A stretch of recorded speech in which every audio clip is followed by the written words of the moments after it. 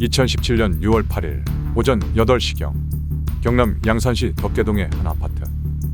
이 아파트 15층에 사는 41살 서모 씨는 새벽 인력시장에 일거리를 찾으러 갔다가 허탕을 치고 돌아온 뒤 3시간째 혼자 소주를 마셨습니다. 술 기운에 취해 잠을 자려던 순간 창문 밖에서 들리는 음악 소리가 귀에 거슬렸습니다. 아파트 외벽 도색 작업을 하던 인부들이 작업하면서 휴대전화로 음악을 틀었기 때문입니다. 서 씨는 자기 집 베란다 창문을 열고 욕설과 함께 시끄럽다, 음악 거라는 등 소리를 질렀습니다.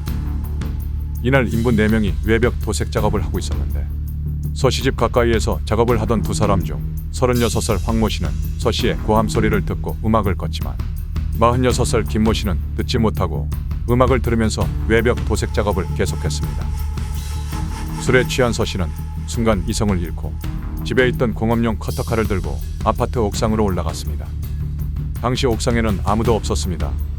옥상에 있던 밧줄은 모두 4개. 밧줄 하나에 인부들이 한 명씩 매달려 있었는데 밧줄은 칼만 대면 금세 끊어질 듯 팽팽한 상태였습니다. 그는 바지 호주머니에서 빨간색 코팅 장갑을 꺼내서 낀 뒤 커터칼로 밧줄을 끊기 시작했습니다. 서 씨는 4개의 밧줄 중 하나를 골라 끊다가 옆에 있는 밧줄 쪽에서 음악 소리가 들리자 자리를 옮겨 그 밧줄에 칼을 대고 끊기 시작했습니다. 지름 1.8cm의 밧줄은 얼마 안가 툭 끊겼습니다.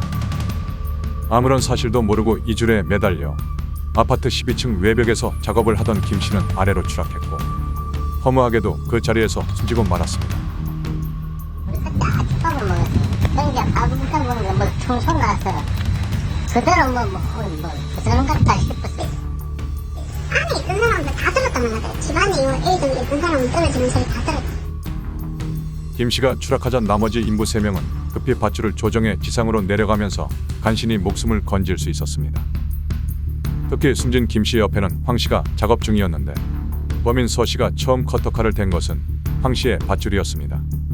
밧줄이 흔들리면서 황 씨의 작업 의자도 휘청거렸는데 뒤늦게 이 사실을 알게 된 황 씨는 한동안 공포감에 치를 떨었습니다. 당시 작업 현장에는 현장 관리소장과 보조 인력이 있었지만 아파트 옥상이 아니라 지상에서 작업 과정을 지켜봤습니다.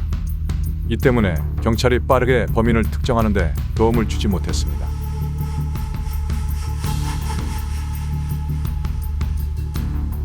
사고 현장을 지켜본 주민들과 수사에 나선 경찰은 처음엔 허술한 안전관리 때문에 발생한 추락사고쯤으로 생각했습니다.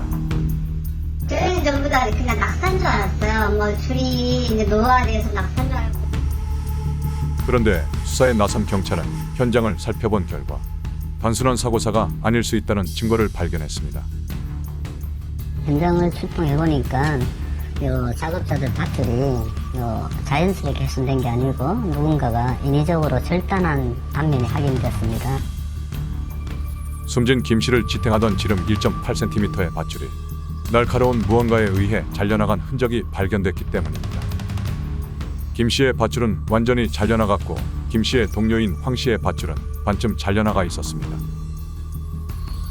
갑자기 부족하는 어떤 느낌을 받았다. 줄이 끊겼다는 생각은 하지 못하고 그냥 자기 조작을 잘 못해서 그런 것이다. 근데 좀 이상하다 생각을 했는데 갑자기 옆에서 소리가 들리는.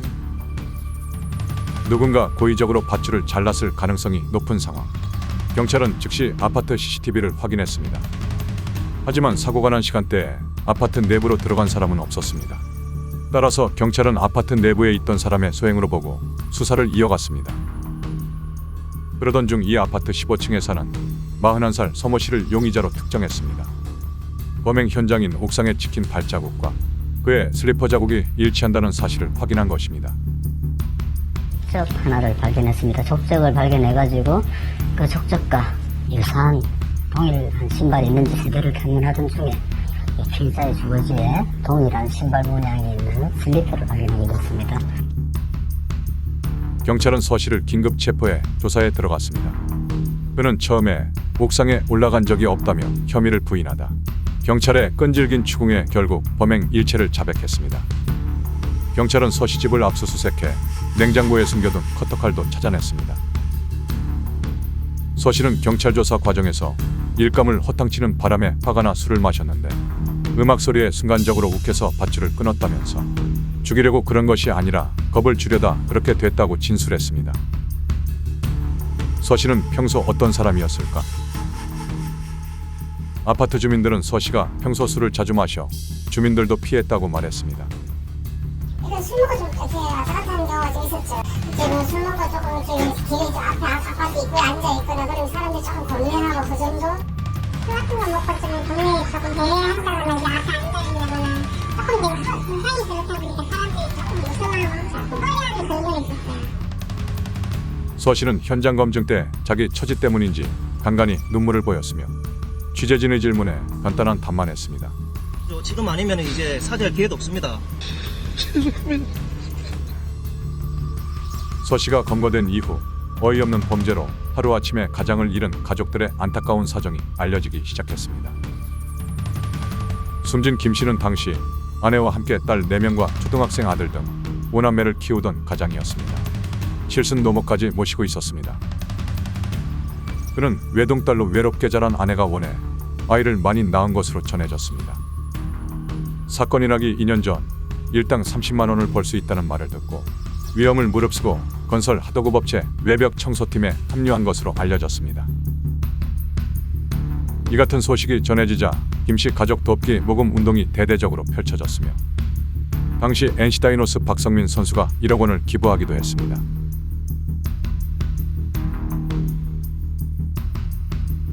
서 씨는 살인 및 살인미수 혐의로 기소돼 재판에 넘겨졌습니다.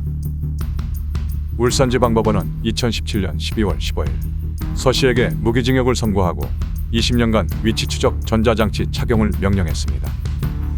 재판부는 서 씨가 커터칼을 냉장고에 숨기는 등 범행을 은폐하려고 했다면서 자신의 일시적 감정보다 인명을 하찮게 여겨 유족은 악몽과 분노, 우울 등을 겪고 있으며 그 고통과 슬픔의 무게는 가늠하기 어렵다고 밝혔습니다. 이에 대해 서 씨는 범행 당시 정신질환과 음주로 인한 심신상실 상태에 있었기 때문에 양형이 너무 무겁다며 항소했습니다. 이듬해인 2018년 4월 12일에 열린 항소심에서 부산고등법원은 서 씨에게 징역 35년을 선고했습니다.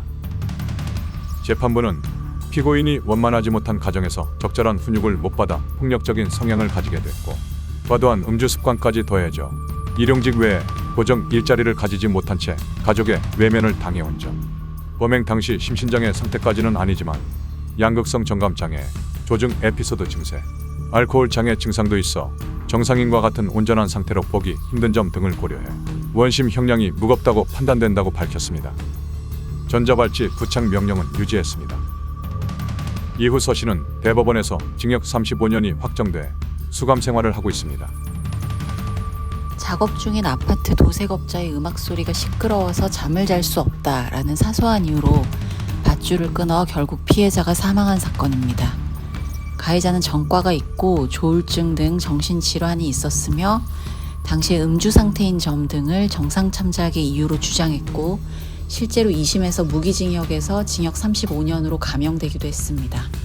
조울증 등의 정신병력을 적극적으로 치료하지 않고 방치한 점이나 이런 상황에서 과도하게 술을 마셔서 오히려 위험한 상황을 스스로 초래했다라는 점에서는 가해자에 대한 비난 가능성이 더 높다고도 볼 수 있습니다. 또한 이 사건의 결과가 사망으로까지 이어진 데에는 노동 현장에서의 안전규정 위반과 관리 소홀 등이 크게 영향을 미친 것도 부인할 수 없다는 점에서 안타까운 점이 많은 사건입니다. 서 씨는 기소된 뒤 재판부에 반성문을 계속 제출하다 항소심 선고를 앞두고는 범행 당시 만취 상태여서 음악 소리가 제대로 들리지 않았을 것이라면서 따라서 그 음악 소리를 듣고 범행을 저질렀을 리 없다며 범행 자체를 부인하기도 했습니다. 어처구니 없는 범죄를 저질러 놓고 자신의 형량을 줄이기 위해 변명을 늘어놓던 서 씨. 자신의 죄값을 치르면서 과연 진정한 반성을 하고 있을지 궁금합니다.